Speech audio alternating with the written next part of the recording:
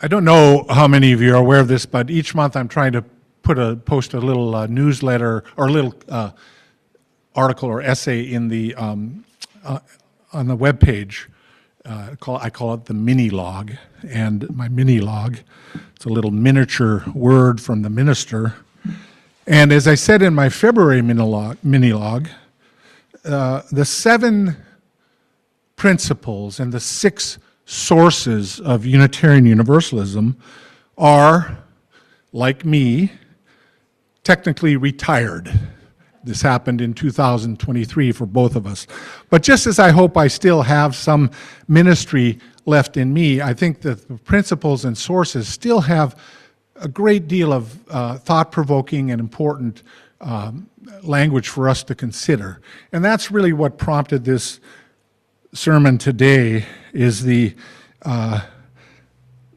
source that calls upon, and here I'm reading directly from our sources, humanist teachings, which counsel us to heed the guidance of reason and the results of science, and warn us against idolatries of mind and spirit.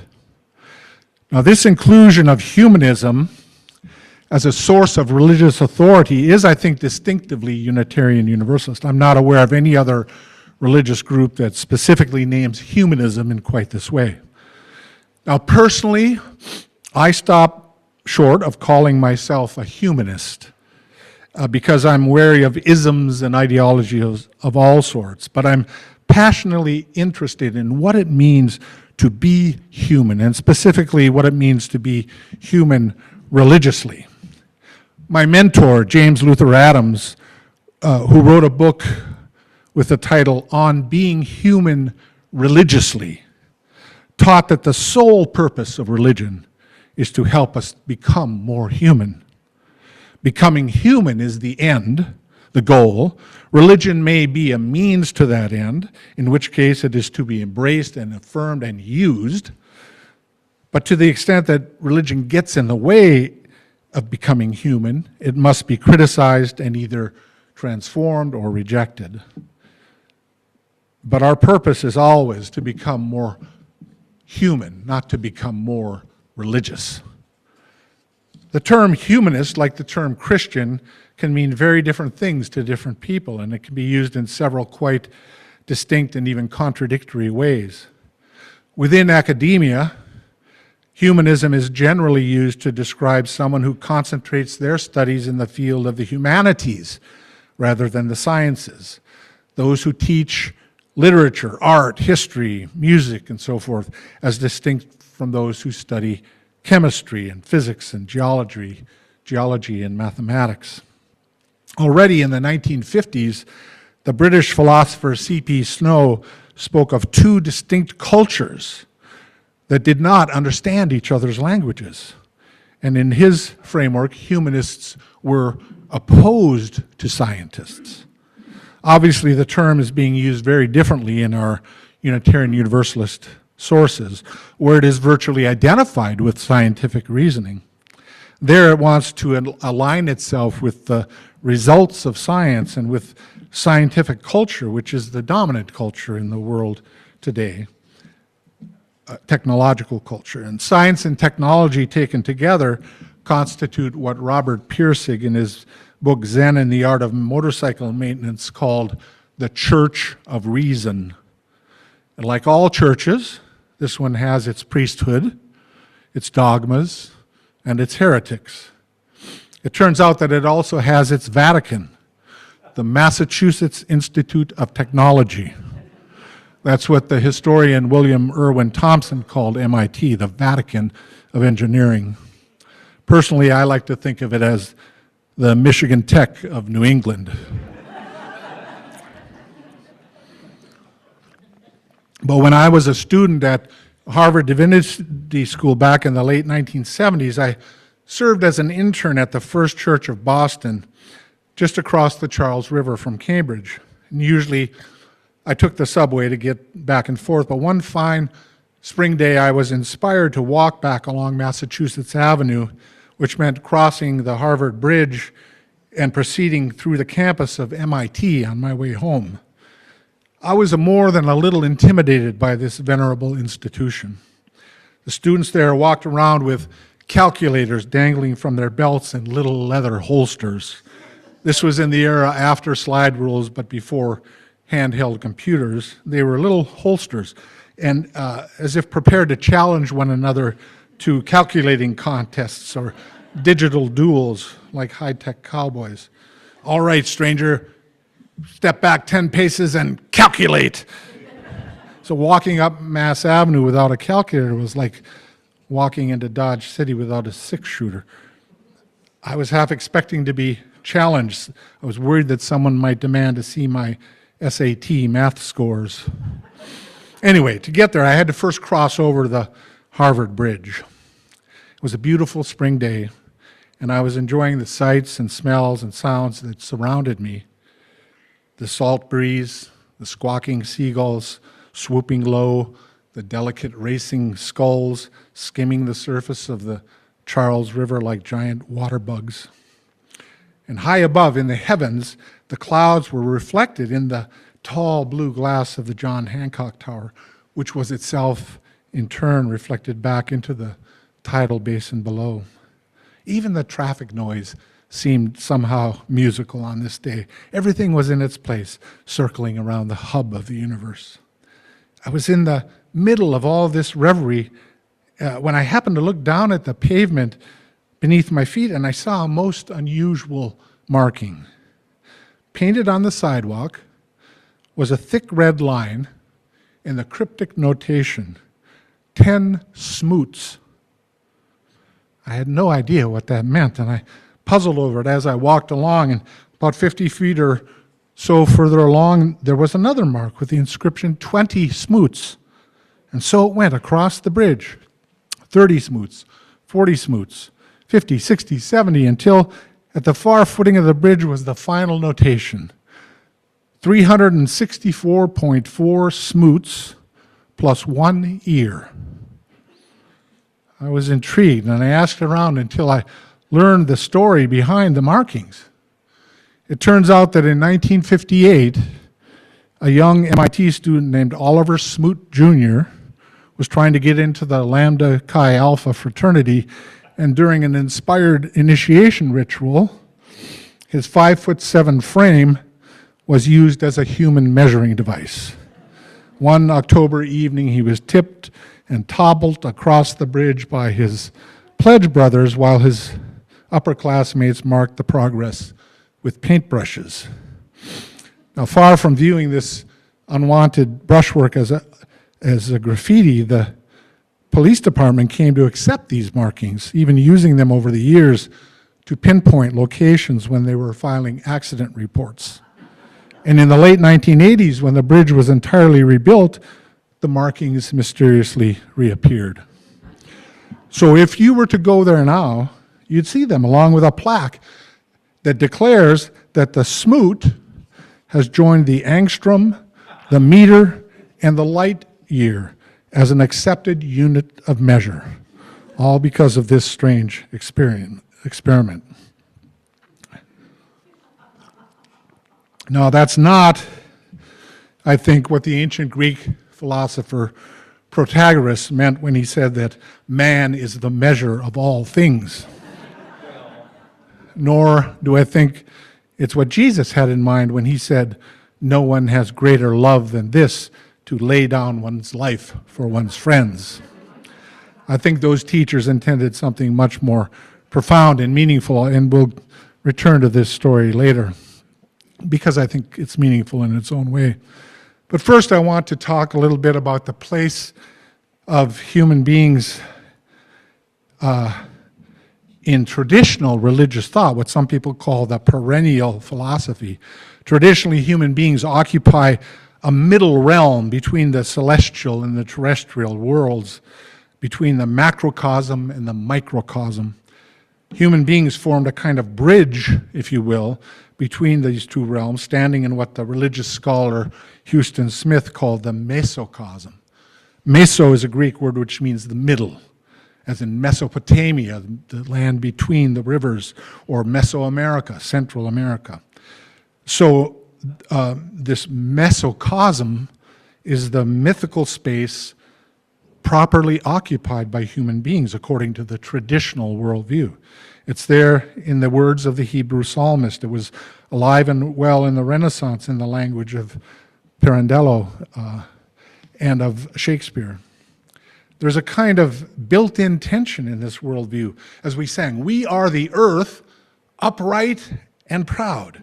We are proud, and rightly so, of human powers and potentials and possibilities, and yet we are also aware of our humble, earthy origin.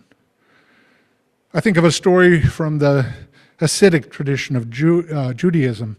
Everyone should have 2 slips of paper, one in each pocket, so that you can reach into one or the other according to your needs. On the slip in the right pocket, the words are written, "For my sake, this world was created." And in the left, "I am but dust and ashes."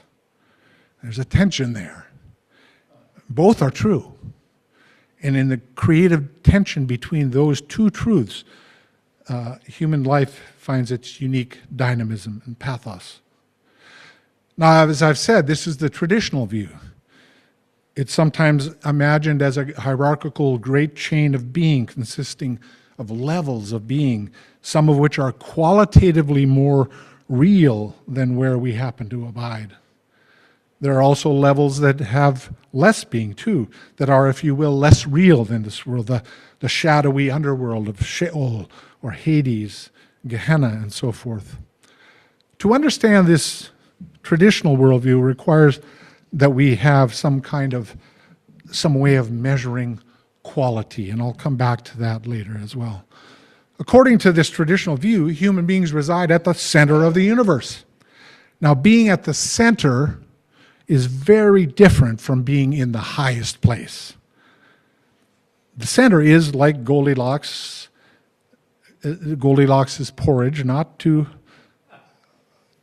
high and not too low, but just right. Human beings in this traditional view are most definitely not at the top of the hierarchy, far from it. Yet human beings are seen as bridges between the worlds, whose cosmic vocation is to be bridge makers or pontiffs, if you will. The traditional way of thinking, this traditional way of thinking, was overturned and destroyed by the scientific revolution of the 17th century. And that's a familiar story, and I don't need to rehearse it here, except to say that we all live in the world created by that revolution. But, as Houston Smith points out, we still live in the middle of what is in effect a 3-story cosmos with a world above and a world below. It's simply that quantitative measures have replaced qualitative ones. In fact, I think we can put up that other image now, juxta. Scientists, look out into the farthest reaches of space and weigh and measure the most distant stars using powerful mathematical tools and instruments that are incredibly, exquisitely sensitive. And similarly, turning their gaze in the opposite direction, they uncover a world of infinitesimal scale and incredible complexity.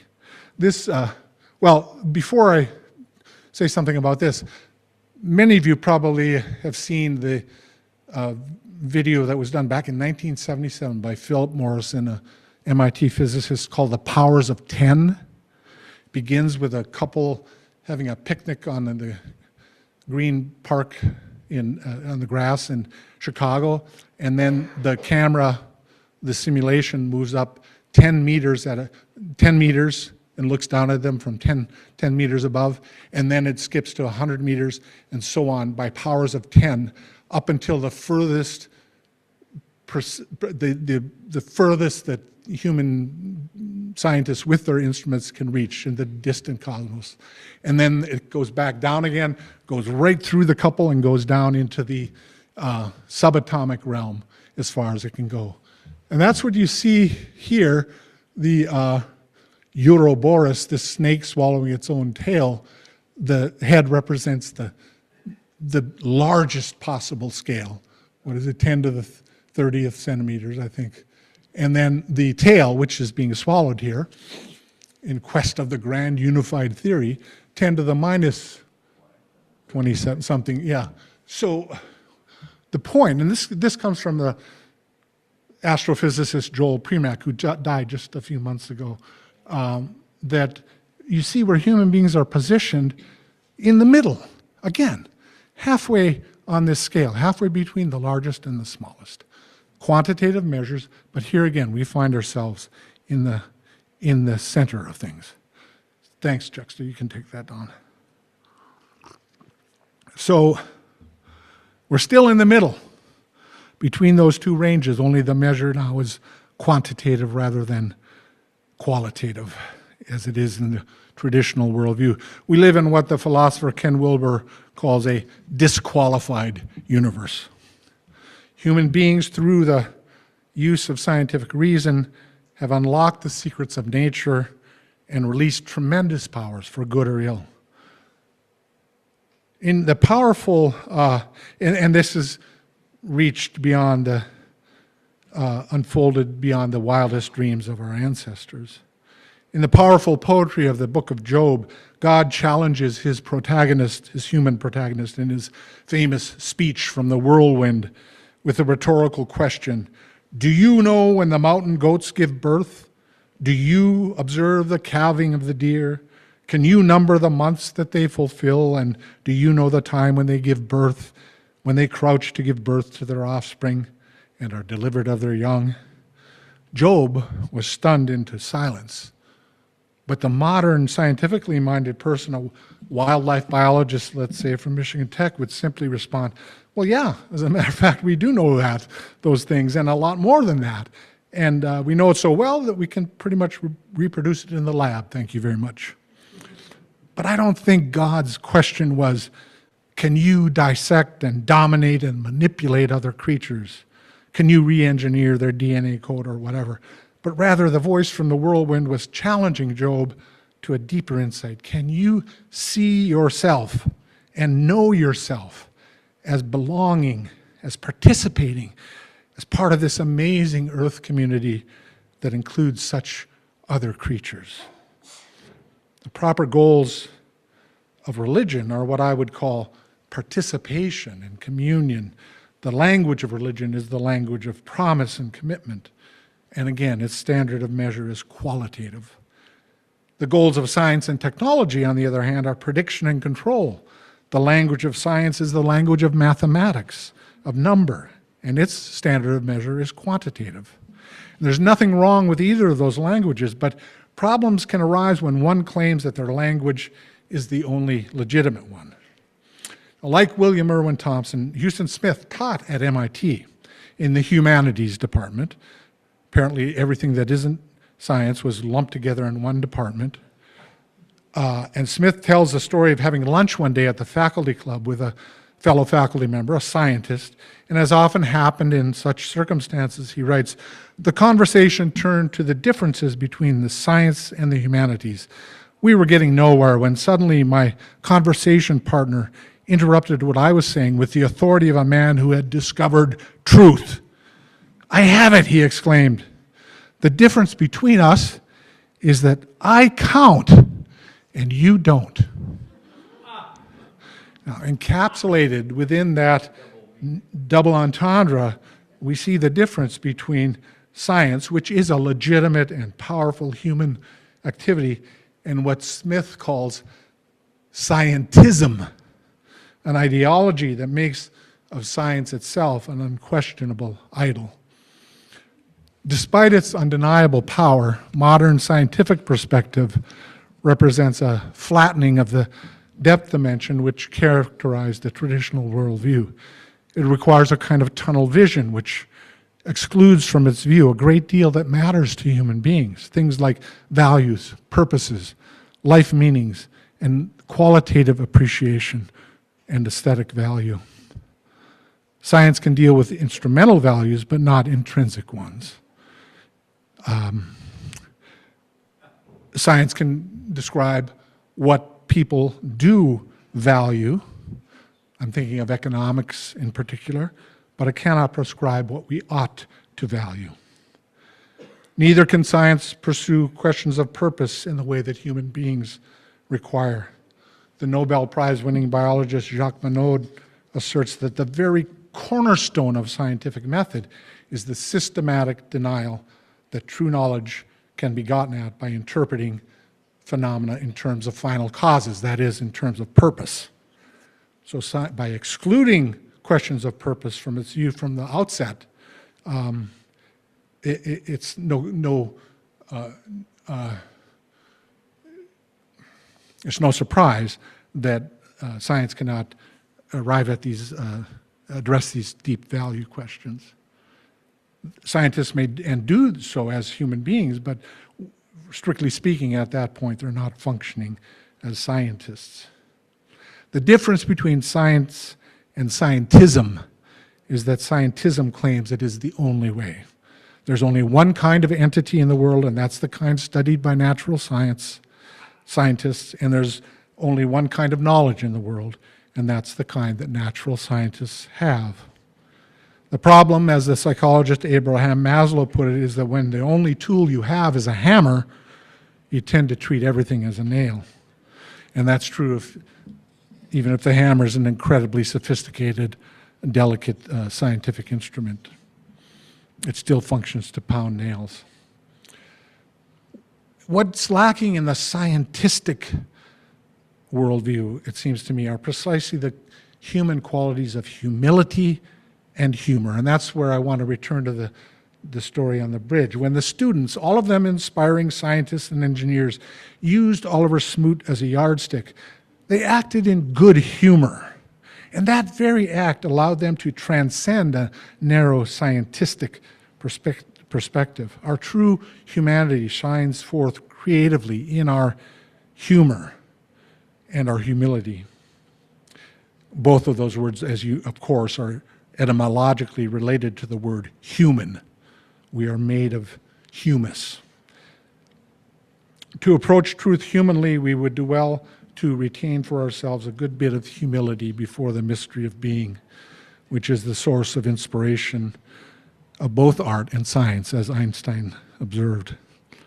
The appropriate goal of human life is not only the scientific goal of prediction and control, which is appropriate in its own domain. I want the pilot flying an airplane that I'm on to be able to predict and control its flight.